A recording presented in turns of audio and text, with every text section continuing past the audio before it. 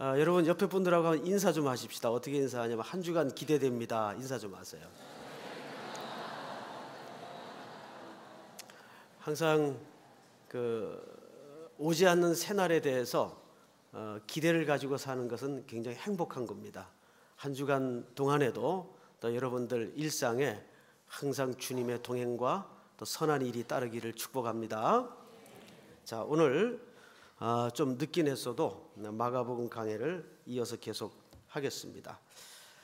우리 지난주는 변화선상에서 있었던 일들을 좀 다루었죠. 이제 산에 올라갔다면 이제 내려와야 되겠죠. 이제 오늘은 산 아래 내려와서 만나는 풍경이에요.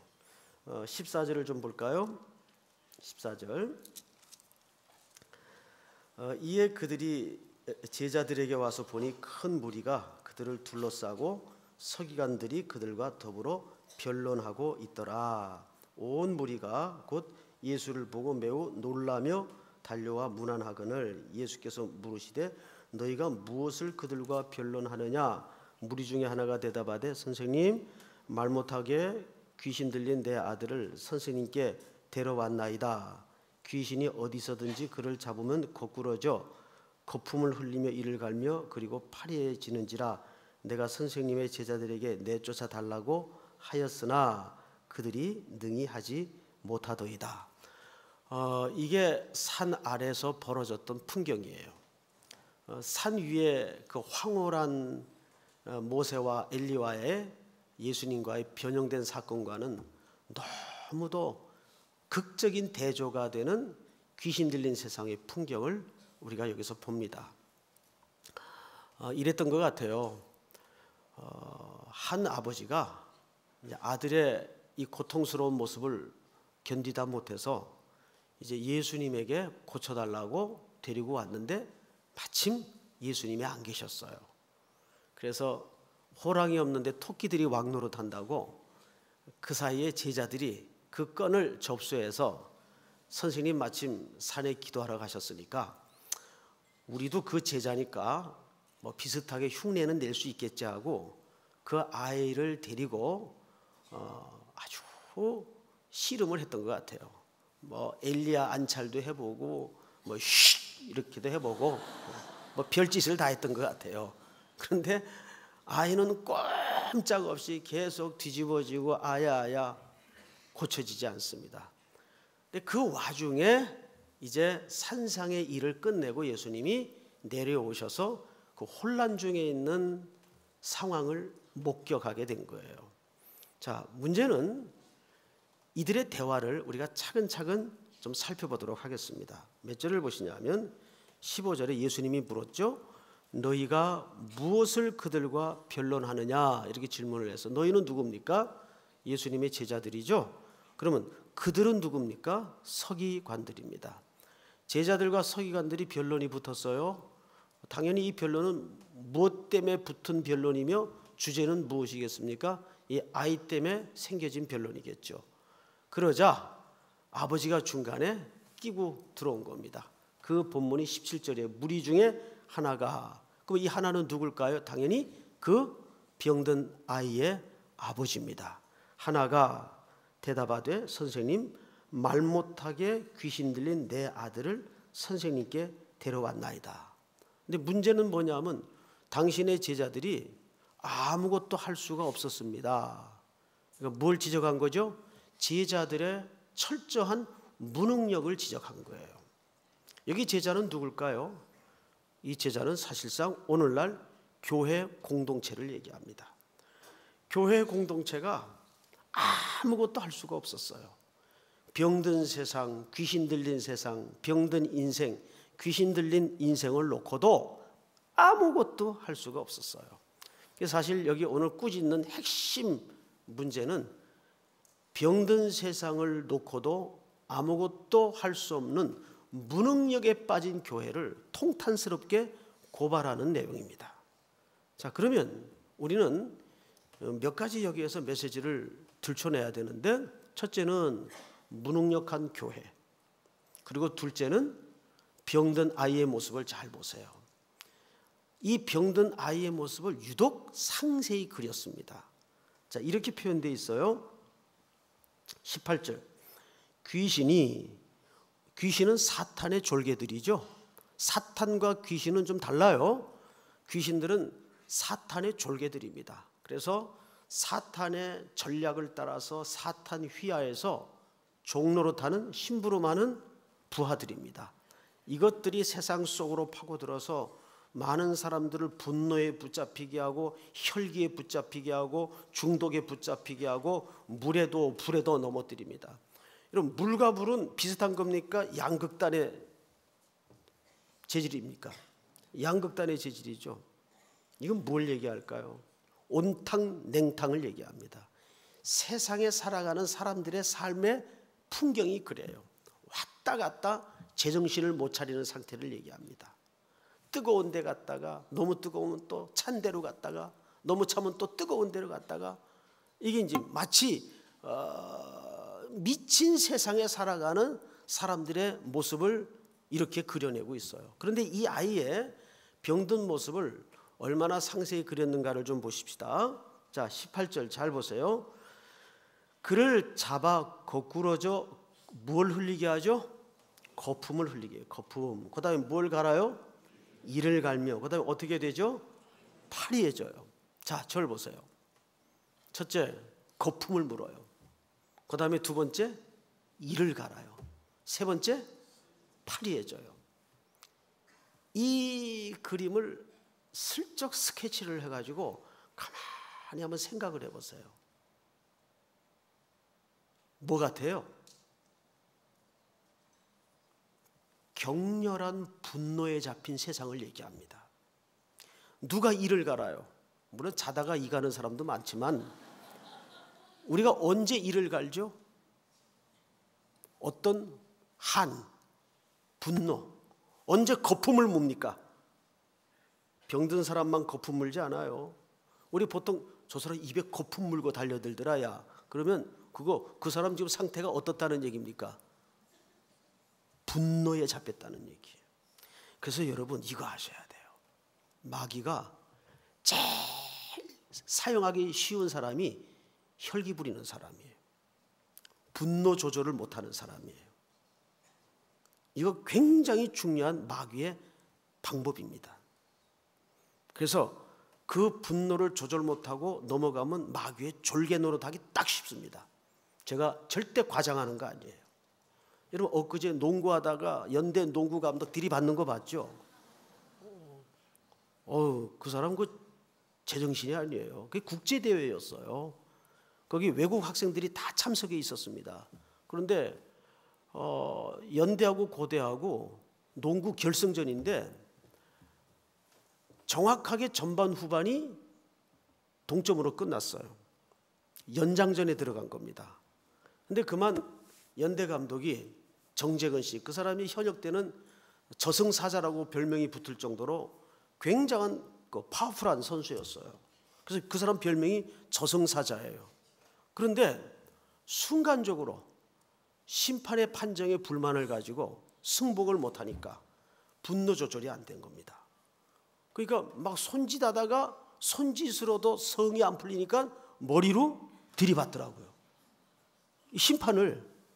그건 학생들 앞에서 영구 제명감입니다. 사실은 그래서는 안 되죠. 그래서 퇴장당했어요. 그리고 엊그제 보니까 인터넷 신문에 사임을 했다고 발표를 했더군요. 사과를 하고. 자기가 그러더라고요. 내가 무슨 짓을 했는지 모르겠다고. 맞아요. 정확해요. 분노에 잡히면 자기가 무슨 짓을 하는지를 몰라요. 이게 무슨 추태입니까? 학생들한테 잠깐 뉴스 시간에 뜨문뜨문 시합에 단신을 보여주는데 그 학생들을 지도하는 감독이 마이크가 들이대 있는데도 아주 상욕을 시베리아 별 얘기를 다 해요. 시베리아. 깜짝 놀랐어요. 이게 분노에 붙잡히면 사람이 그렇게 돼요. 그래서 분노는 공동체를 파괴하고 사람을 깨는, 그리고 마귀의 가장 가장 좋은 독입니다. 우리 그리스도인들은 이거 제일 연습해야 돼요. 믿습니까? 지금 이 아이의 모습은 어떤 모습이에요? 이를 갈고 입에 거품을 물고 있어요. 그리고 얼굴은 파리한다는 건 무슨 뜻일까요? 피가 돌질 않아요. 그래서 죽어가는 거예요. 저는 이 아이의 모습을 묵상하다가 꼭 이 시대를 살아가는 우리 10대 아이들 같아요. 이 교육이라는 미치광이 구조에서 우리 아이들이 그 틀에서 빠져나오지도 못하고 정말 거품 물고 이를 갈며 파리해지는 10대 아이들 같아요. 여러분, 우리나라 청소년들은요, 걔들 얼굴만 봐도 저는 이렇게 마음이 아파요. 눈물이 나요. 저 한창 뛰어놀 나이에 1시까지 가방 들고 엄마가 앞에서 차 가지고 기다리고 놀지 못하고, 또 놀라 그래도 어디 놀 데도 없어요. 놀 데도 뭐 어디 체육관이나 무슨 운동장이라도 마련해주고 놀라 그래야 될 텐데 무조건 나가서 놀래요. 놀 데가 없으니까 자꾸 방 같은 데 들어가는 거예요. 방 같은 데, 무슨 이상한 방, PC방 같은 데 가면 그래도 그 낫지. 근데 왜 또 방이 많잖아요, 우리나라는. 그럼 방 같은 데 들어가가지고 그 방들이 또 전부 지하에 있어요. 지하에. 그런데 들어가서 자욱한 담배 연기 속에 점점 애들이 이 광기에 잡히기 시작하는 거예요. 파리해지고 이를 갈며 이 더러운 놈의 세상 그러면서 우리 아버지 빨리 죽어야 돼 그러고 말이죠. 애들이 그렇게 되는 거예요. 그러니까 이 풍경을 보면 우리 아이들 같아요. 근데 지금 이 아이를 누가 데리고 왔어요? 부모가 데리고 왔어요. 부모가. 그럼 무슨 얘기예요? 부모 자기도 자기 마음대로 지금 못하는 거예요. 정확하게 이 시대에 우리 아이들의 이 어두운 자화상과 어쩜 그렇게 똑같은지 몰라요. 우리 청년들이나 우리 10대들은 이 광기에 붙잡힌 귀신 들린 세상에 이렇게 거품 물고 이를 갈고 전부 얼굴색이 새파랗게 찔려서 죽어가고 있어요. 여러분, 애들은 너무 공부하지 마세요. 너 하고 싶은 거 하라 그러세요. 너무 이상적인 소리라고 생각을 하십니까? 아닙니다. 우리 애들은 충분히 놀아도 돼요. 괜찮아요. 전 세계에서 공부를 제일 많이 하는 아이들이에요. 그러니까 얘들이 대학 가서는 공부 안 하는 거예요. 문자만 봐도 징그러운 거예요. 우리나라 고등학교 아이들 그 학습 수준이 세계 최고입니다. 그렇게 공부하는 아이들이 없어요. 그런데 전부 주입식에 외우는 공부를 해놓으니까 대학 가서는 응용이 안 되는 거예요. 그러니까 미국 교수들이 코리안들 보면은 헷갈려요. 1학년 때는 얘가 천재같이 느껴져요. 오, 천재 하나 들어왔구나. 근데 갈수록 너 이상하다 자꾸 이상해지는 거예요. 애들이 실력이 들통이 나는 거예요. 외워서 공부한 거하고 자기가 만들어 가진 공부하고 나중에 가서는 차이가 나는 거죠. 요즘 제가 그 테드라는 프로그램을 보면서 거기에 재밌는 그 프로그램 하나가 있어요. 화면 하나가 있어요. 이 세상 학교를 없애야 된다. 그 주장하는 사람의 주장의 이유에 대해서 제가 설명을 들어봤는데 진짜 동의가 되더라고요. 학교 없애도 세상이 잘 돌아가겠더라고요. 오히려 이 공교육이라는 기관이 아이들을 전부 무언가에 망가뜨리고 있다는 생각이 들어요. 지금 교육의 상태라면, 특별히 한국교회 공교육 현실은 더더욱 그렇지 않나 하는 생각을 갖습니다. 아버지도 어쩔 수 없어서 이 귀신 들린 아이를 예수님에게로 데려왔어요. 그래서 예수님이 제일 먼저 그 병든 아이, 병든 아버지를 나무란 것이 아니라 사실은 제자들을 나무랍니다. 그리고 그 아버지에게 이렇게 얘기합니다. 자, 19절을 보세요. 대답하여 이르시되 믿음이 없는 세대여, 내가 얼마나 너희와 함께 있으며 얼마나 너희에게 참으리요, 그를 내게로 데려오라 하시매. 이 제자들을 나무라는 예수님의 꾸지람입니다. 자, 20절 다 같이 시작. 이에 데리고 오니 귀신이 예수를 보고 곧 그 아이로 심히 경련을 일으키게 하는지라 그가 땅에 엎드러져 구르며 거품을 흘리더라. 얼마나 딱해요. 21절을 제가 읽겠습니다. 예수께서 그 아버지에게 물으시되 언제부터 이렇게 되었느냐 하시니 이르되 어릴 때부터니이다. 귀신이 그를 죽이려고 불과 물에 자주 던졌나이다. 그러나 무엇을 하실 수 있거든 우리를 불쌍히 여기사 도와주옵소서. 자, 잘 보세요. 이거 굉장히 믿음 있는 질문 같죠. 무엇을 할 수 있거든. 사실은 헬라어 문장을 그대로 새롭게 직역을 하면 이 질문은 질문이 아니라 예수님을 비꼬는 태도입니다. 이런 거죠. 아니, 당신 제자들이 여러 명이 달려붙어서 어떻게 해보려고 했어도 안 되는데 이 강력한 귀신이 들어간 이 아이를 당신 혼자서 뭘 하겠단 말입니까? 할 수 있거든 뭐 해보십시오 한번. 뉘앙스가 이렇게 된 거예요. 그러자 예수님이 이런 대답을 합니다. 23절 우리 한번 같이 읽을까요? 시작. 예수께서 이르시되 할 수 있거든이 무슨 말이냐 믿는 자에게는 능히 하지 못할 일이 없느니라 하시니. 그러자 그 아이 아버지가 소리를 질러 이르되 내가 믿나이다. 나의 믿음 없는 것을 도와주소서 하더라. 예수께서 무리가 달려와 모이는 것을 보시고 그 더러운 귀신을 꾸짖어 이르시되 말 못하고 못 듣는 귀신아 내가 네게 명하노니 그 아이에게서 나오고 다시 들어가지 말라 하시매. 이 귀신은 어떤 종류의 귀신이에요? 말 못하게 하고 못 듣게 하는 귀신이에요. 말도 못하게 하고 듣지도 못하게 하는 귀신이에요. 뭐에 대해서? 바른 진리에 대해서. 진리로 귀를 막아놨어요. 진리를 듣는 귀를 막아놨어요. 진리를 말하는 입을 막아놨어요. 철저하게 이것이 사탄이 궁극적으로 노리는 한 수입니다.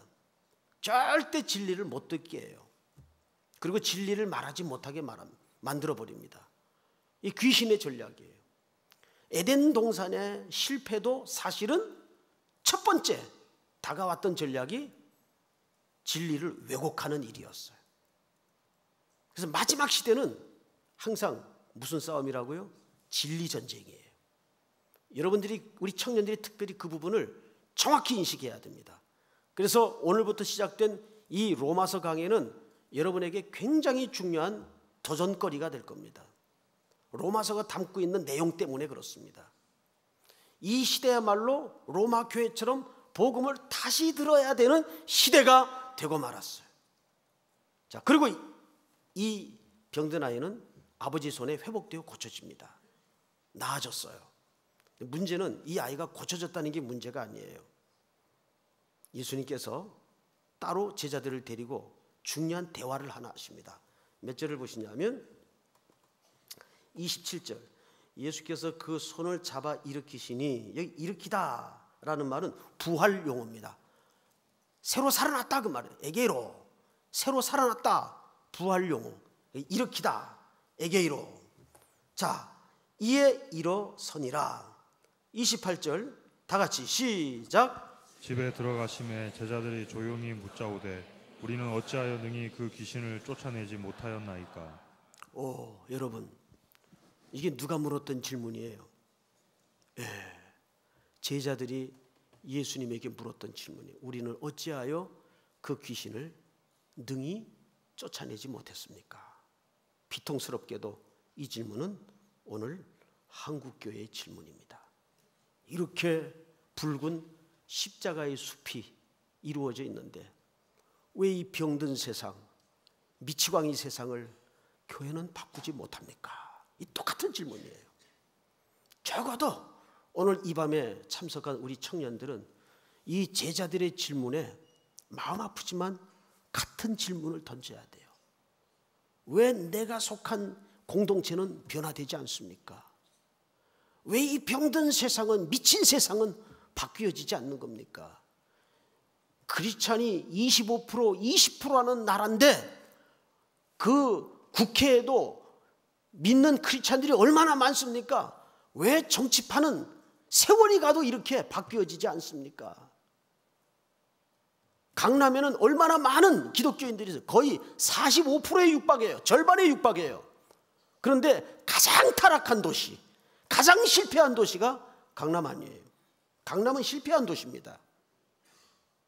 매일 밤마다 먹고 마시고 토하고 또 술 취한 아침을 맞이하고 그런 도시가 되어버리고 말았어요. 향락의 상징이 되어버리고 말았어요. 이 땅의 부흥은 어디서부터 시작이 돼야 될까요? 아무도 주목하지 않은 청파동. 청파동. 저는 그렇게 믿습니다. 하나님의 부흥은 역대 주목하던 곳에서 일어난 적이 없어요. 정말입니다. 이 야심한 밤에 이곳에 수천 명의 우리 청년들이 마음 한가운데 이를 악물고 왜 이 세상은 조금도 바뀌어지지 않는 겁니까? 내 무기력함을 인정하고 이 질문을 던져야 됩니다. 왜 이 세상은 꿈쩍하지 않는 겁니까? 이것이 오늘 교회들이 가슴 아프지만 자존심 상하는 질문이지만 주님 앞에 꺼내 들어야 될 질문이에요. 우리 그런 의미에서 28절을 다시 한번 보자고요. 다 같이 시작. 집에 들어가심에 제자들이 조용히 묻자오되 우리는 어찌하여 능히 그 귀신을 쫓아내지 못하였나이까. 이제 예수님의 대답만 남았습니다. 예수님은 뭐라고 대답하시는가? 29절 제가 읽습니다. 이르시되 기도 외에 다른 곳으로는 이런 종류가 나갈 수 없느니라. 여러분 앞을 보십시오. 원래 사본에는 기도와 금식 외에는 이라고 되어 있습니다. 그런데 여기에 금식이라는 단어가 지금 빠져 있어요. 그래서 원래 정확히 다시 읽자면 기도와 금식 외에 다른 곳으로는 이런 종류가 나갈 수 없느니라. 이게 정답입니다. 자, 그럼 우리는 단순히 맞아. 그러니까 기도해야 된다는 얘기 아니냐? 그 얘기가 아닙니다. 사실은 결론은 기도인데 사실은 기도를 하자는 얘기가 아니에요. 말이 이상하죠? 그 이유를 지금부터 설명을 좀 드리겠습니다. 자, 우선 기도와 금식은 뭡니까? 기도라는 것은 내가 기도했기 때문에 기도한 사실이 조건이 되어서 응답이 되는 게 아니에요. 그래서 기도한 사람이 자기 의의가 되어버리는 경우가 굉장히 많아. 나 기도했어. 넌 왜 고난받는지 알아? 기도 안 하잖아. 기도 안 하잖아. 그러니까 면접마다 안 되는 거야. 나 기도했다고. 그거는 기도한 거 아니에요. 정확하게 기도한 거 아니에요. 기도는 자기 의의가 될 수가 없어요. 무디가 얘기한 것처럼 기도라는 성격 자체는 내미는 거지의 손과 같다 그랬어요. 기도라는 건 뭐예요? 이거 내 능력과 내 손에서 떠난 문제입니다. 하나님만이 답이십니다. 주님 은혜 주십시오. 이게 기도예요. 내가 기도했다 안 했다가 중요한 게 아니에요. 믿습니까? 그래서 이 기도라는 이 행위 속에 감추어진 본질은 하나님의 은혜만이 답입니다라는 고백을 강조하는 거예요. 자, 금식은 뭐예요? 금식은 뭐예요? 금식도 사실은 같은 본질입니다. 사람은 육체를 가졌기 때문에 외부로부터 들어오는 음식에 의해서 힘을 쓰게 돼 있어요. 그럼 금식이라는 것은 그 음식을 끊는 행위입니다. 그러니까 음식의 힘을 의지하지 않겠다는 얘기예요. 사람은, 몸은, 육신은 음식으로 지탱이 되도록 돼 있어요. 근데 그 음식을 끊어요. 금식을 한단 말이에요. 이건 데모를 하자는 게 아니라 아이들이 뭐 요구 조건을 드러내주기 위해서 얻어내기 위해서 밥 안 먹어 떼쓰는 게 금식이 아니에요. 나 뭐 40일 했다 30일 했다 숫자 자랑하라고 금식하는 게 아니에요. 금식은 말 그대로 기도와 똑같은 본질을 갖고 있어요. 즉 이 문제는 제 힘으로 할 수 없습니다. 하나님의 능력과 힘만으로 가능한 문제입니다. 주님 불쌍히 여겨주시옵소서. 정확하게 그게 금식의 이유예요. 그런데 우리는 금식 한 게 중요해요. 아니에요. 금식도 결국은 고백이에요. 믿습니까? 그렇다면 여기 기도와 금식 외에는 이런 뭐가 나갈 수 없느니라?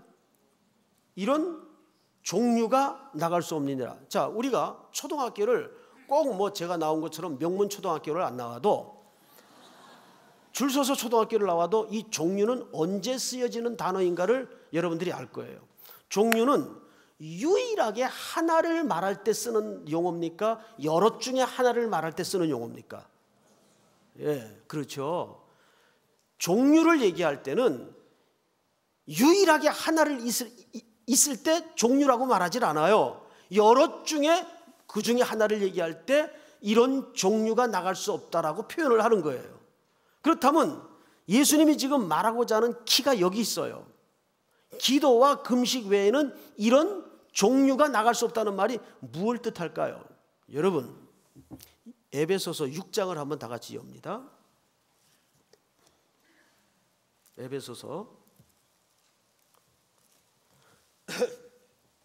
6장 12절, 우리 전체 한번 같이 읽을까요? 12절 시작. 우리의 씨름은 혈과 육을 상대하는 것이 아니요 통치자들과 권세들과 이 어둠의 세상 주관자들과 하늘에 있는 악의 영들을 상대함이라. 잘 보세요. 우리의 씨름은 혈과 육으로 하는 싸움이 아니라 그 말이에요. 그리고 여기 끝에 보니까 하늘에 있는 악의 뭐예요? 영입니까? 영들입니까? 단수의 복수예요? 복수예요. 복수라는 말은 여러 종류가 있다 그 말이에요. 자, 이게 무슨 얘기냐면 절 보세요. 어둠의 권세 잡은 자의 우두머리는 하나예요. 사탄이라는 놈 하나예요. 그런데 이놈 밑에 뭐가 있어요? 졸개들이 있어요. 악한 영들이 있단 말이에요. 오늘 에베소 6장 12절에 말씀하시는 것처럼 네 이름이 뭐냐? 레기온입니다. 레기온이라는 말은 6,000명 로마 병력 단위의 파워의 귀신들이 한 인격 속에 들어가 있는 상태를 그렇게 얘기했어요. 그러니까 어둠의 권세 잡은 귀신 세계에도, 어둠의 세계에도 등급이 있어요. 예? 파워풀한 등급이 있고 좀 약한 등급이 있고 그렇단 말이에요.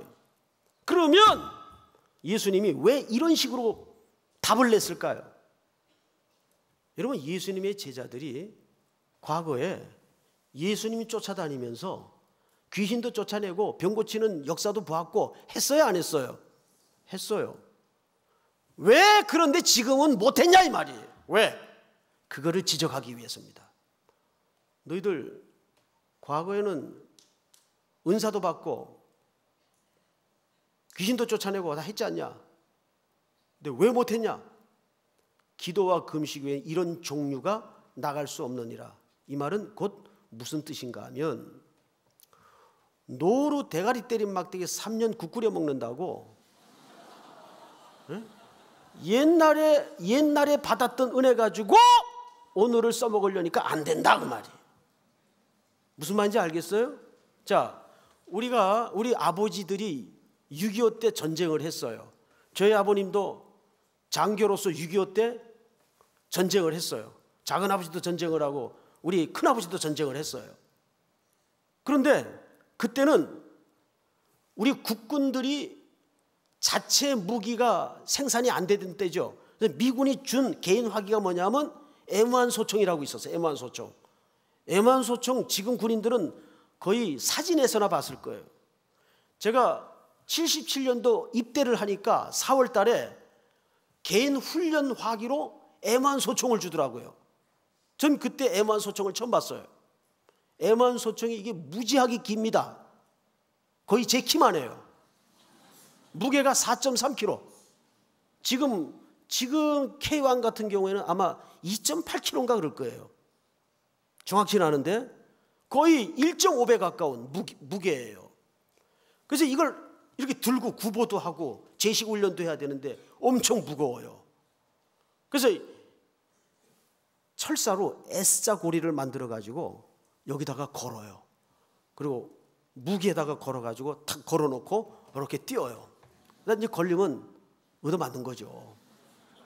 그래서 그 S자 고리가 아주 유행했어요. 근데 그 총은 사격장에서 쏘보면 화력이 엄청납니다. 그런데 어떻게 쏘는지 아세요?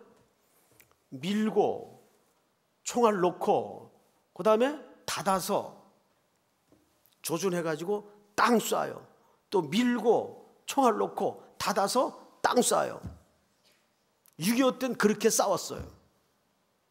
그래서 그 당시에는 그걸 따발총이라고 그랬대요. 따발총. 별명이, 그걸로 저희는 77년도에 군입됐을 때 연습을 했어요. 그 사격장에서 총을 쏘고 자대 배치되니까 거의 절반 무게의 카빈 소총이 나오더라고요. 요건 2.3kg. 진짜 절반이죠. 요즘 군인들은 아마 K1을 쓸 겁니다. 저는 K1은 사용해 보질 못했어요. 구경만 해봤지.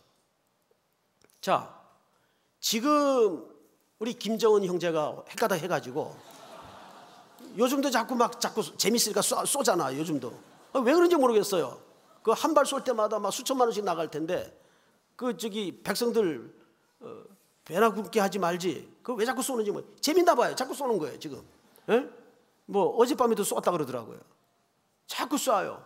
이게 진짜 헷가다 해가지고 밀고 내려왔는데 국군들이 우리나라 군인들이 뭘 갖고 나가야 될까요? 적어도 그들이 갖고 있는 무기보다는 더 센 걸 가지고 나가야 될 거 아니에요.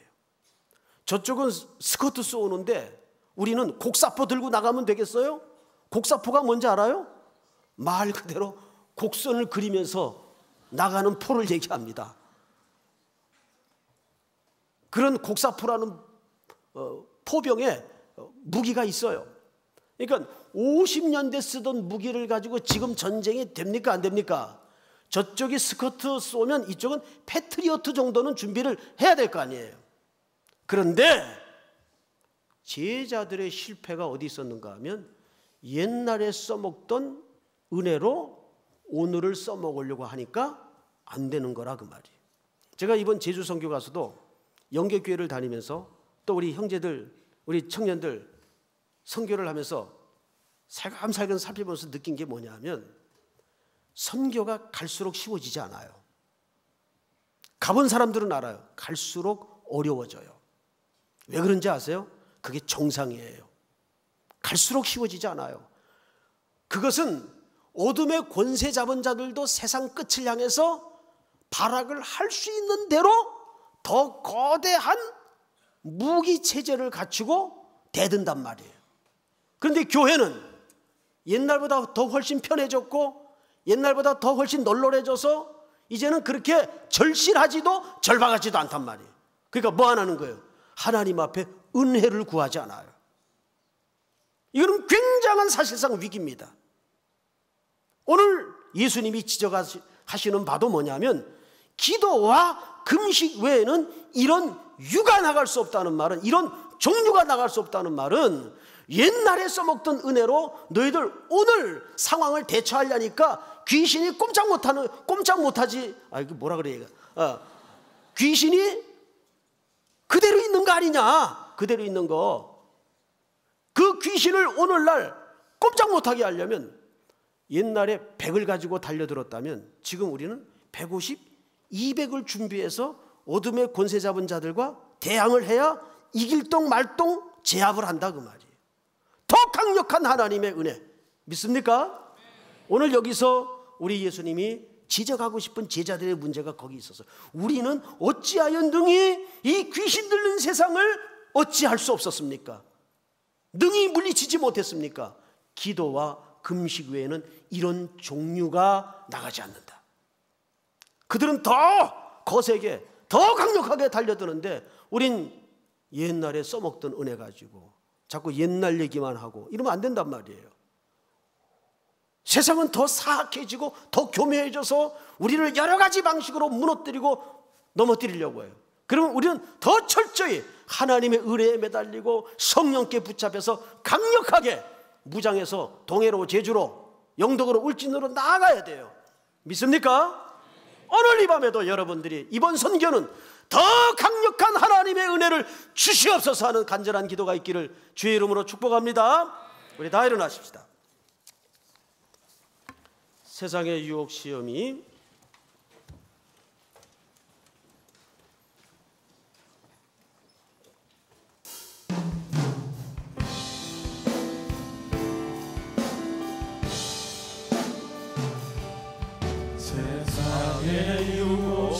위험이 내게 몰려올 때에 나의 힘으로 그것들 모두 이길 수 없네. 거대한 폭풍 가운데 위축된 나의 영혼 어찌할 바를 몰라 헤매이고 있을 때 주를 찬양 우리 다같이 손 들고 찬양합시다. 손을 들고 찬양 전쟁은 나에게 속한 것 아니니 주를 찬양 주를 찬양 손을 들고 찬양 전쟁은 하나님께 속한 것이니 거짓과 속임수로 가득 찬 세상 거짓과 속임수로 가득 찬 세상에서 어찌할 말지 몰라 머뭇거리고 있네. 공전 권세 잡은 자 지금도 우리들을 권세 잡은 자 지금도 우리들을 실패와 절망으로 넘어뜨리려 하네. 넘어뜨리려 하네. 주를 찬양 주를 찬양 손을 들고 찬양 전쟁은 나에게 속한 것 아니니 주를 찬양 손을 들고 찬양 전쟁은 하나님께 속한 것 주를 찬양 주를 찬양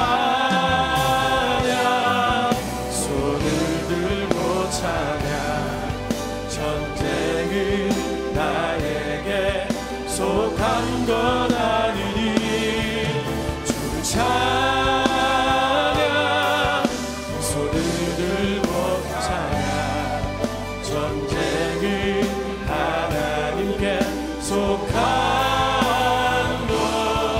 것이니. 우리 이 시간 다같이 한번 서신 채로 통성으로 기도하십시다.